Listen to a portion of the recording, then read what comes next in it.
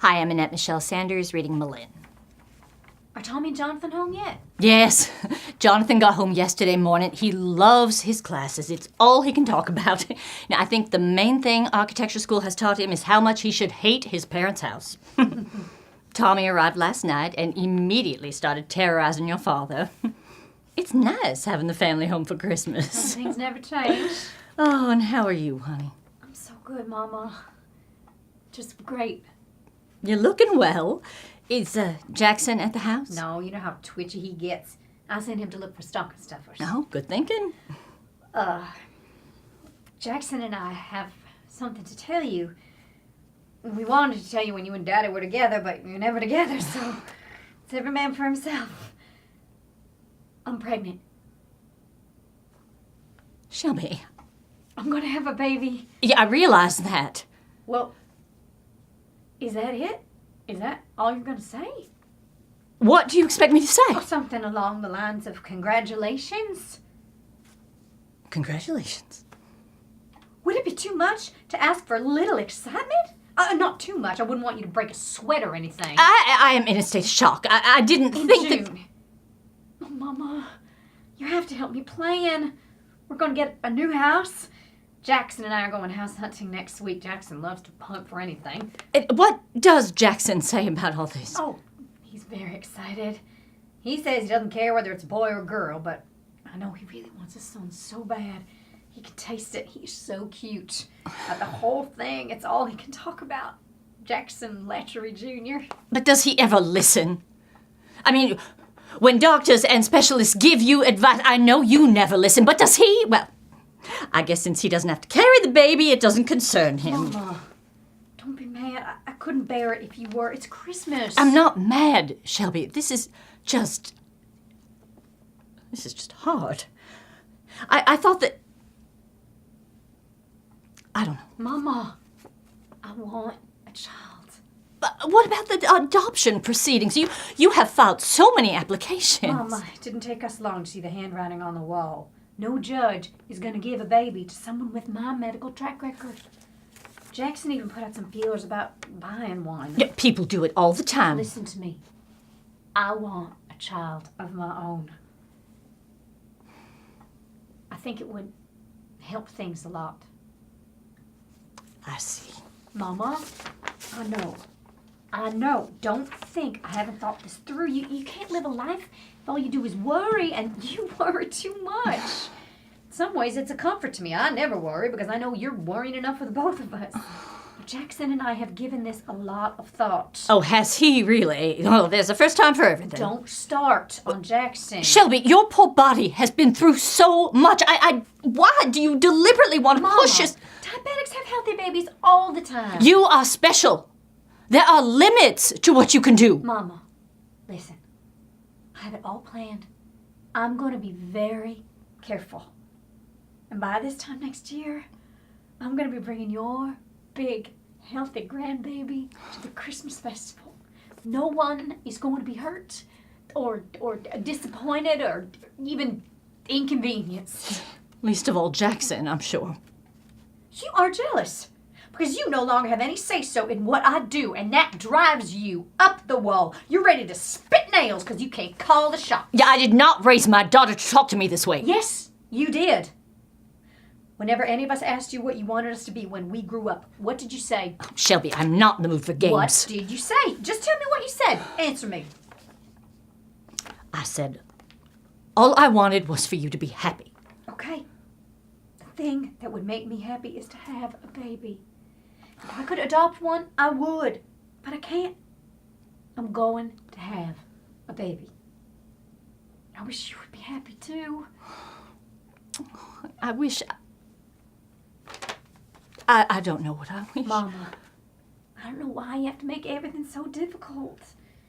I look at having this baby as the opportunity of a lifetime. Sure, there may be some risk involved. That's true for anybody. But you get through it, and life goes on, and when it's all said and done, there'll be a little piece of immortality. Jackson's looks and my sense of style.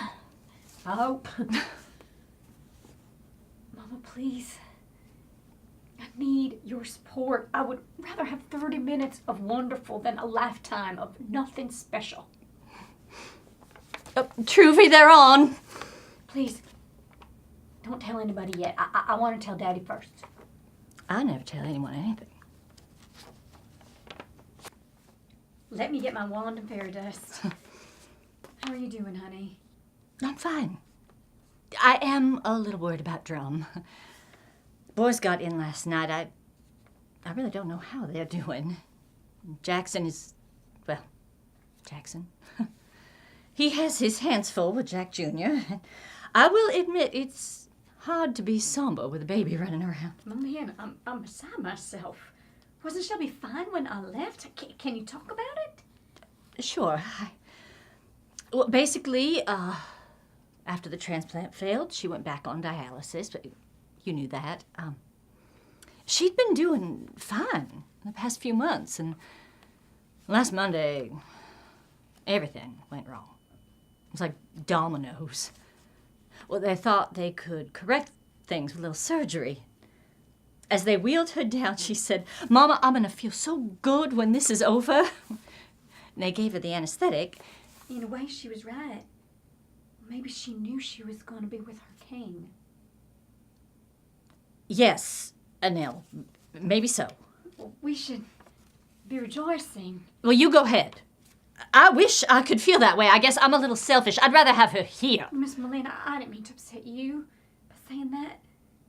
You see, when something like this happens, I pray very hard to make heads or tails of it. And I think in Shelby's case, she wanted to take care of that baby, of you, of everybody she knew, and her poor body was just worn out. It wouldn't let her do everything she wanted to do, so she went on to a place where she could be a guardian angel. She'll always be young. She will always be beautiful. And I personally feel much safer knowing she's up there on my side. I know some people might think that sounds real simple and stupid, but maybe I am, but that's how I get through things like this. Thank you, Anelle. I appreciate that. And that's a very good idea. Shelby, as you knew, would not want us to get all mired up and wallow in this. She would look on it as just one of life's occurrences, and we should just deal with it as best we can and get on with it. That's what my mind says. I wish someone would explain that to my heart. Tommy said you didn't leave her side. Well, I wasn't in the mood to play bridge. No. Couldn't leave my Shelby. You know, it's interesting. Both the boys were very difficult births. I almost died when Jonathan was born. It's very difficult births. Shelby was a breeze. I could have gone home that afternoon I had her. I was thinking about that as I sat next to Shelby while she was in coma. I would work her legs and arms to keep the circulation going. I told the ICU nurse we were doing our Jane Fonda. I stayed there. I just kept on pushing, like I always have where Shelby was concerned, hoping she'd sit up and argue with me. Finally, we all realized there was no hope. At that point, I panicked. I was very afraid I would not survive the next few minutes while they turned off the machines. Drum couldn't take it. He left. Jackson couldn't take it. He left. It struck me as amusing. Men are supposed to be made of steel or something. But I could not leave. I just sat there, holding Shelby's hand, while the sounds got softer and the beeps got farther apart until all was quiet. There was no noise, no tremble, just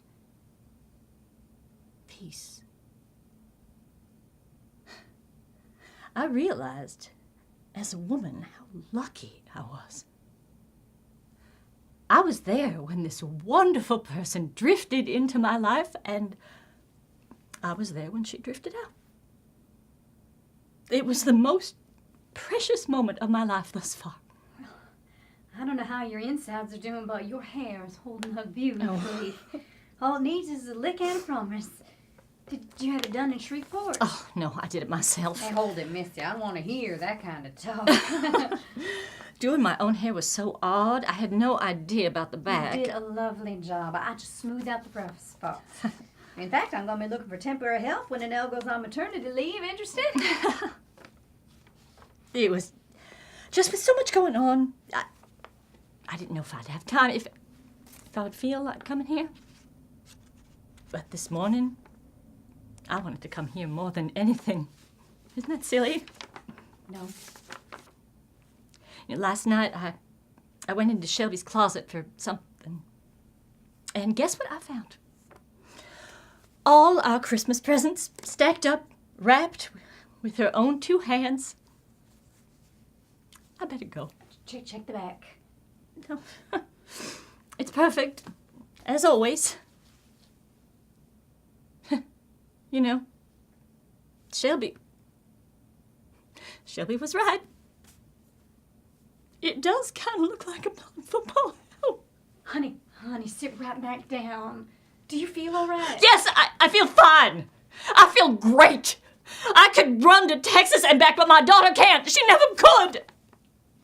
I don't know what to do. I want to know why. I want to know why Shelby's life is over. How is that baby ever going to understand what his mother did for him? How will he ever understand what she went through? I don't understand. Lord, I wish I could. It is not supposed to happen this way. I'm supposed to go first. I have always been ready to go first. I can't stand this. I just want to hit somebody until they feel as bad as I do. I just want to hit something and hit it hard. Here, hit this. Go ahead, Malin, slap her. Are you crazy? Hit her. Are you high? Clary, have you lost your mind? We can sell t-shirts saying, I slapped Weezer Boudreaux. Hit her. Troopy, dial 911. Don't let her beauty stand in the way. Hit her. Miss Clary, enough. Hush, Clary.